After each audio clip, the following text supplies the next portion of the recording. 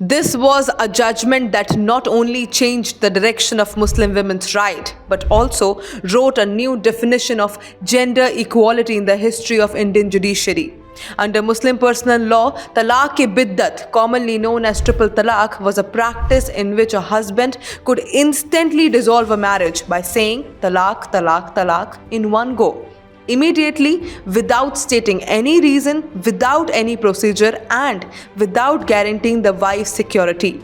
As a result, thousands of women were suddenly left homeless, helpless, and facing an uncertain future. For decades, this practice continued, and its supporters defended it as a religious tradition, arguing that it was part of Sharia law and that Article 25 of the Constitution guarantees freedom of religion. In 2016, Shaira Banu from Uttarakhand, who was divorced by her husband through a letter stating triple talaq, approached the Supreme Court.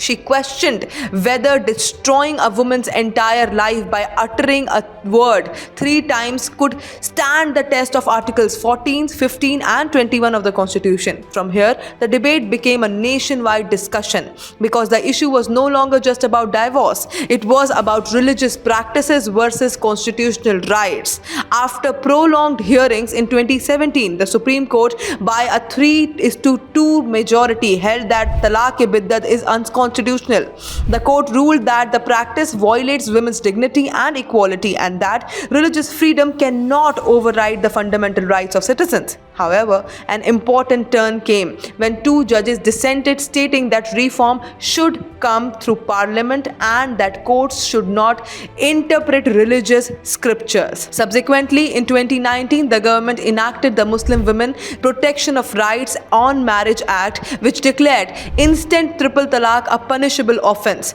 This topic is extremely important for UPSC GS Paper 2, women's right, constitutional provisions, and personal laws. Now, here's a question for you.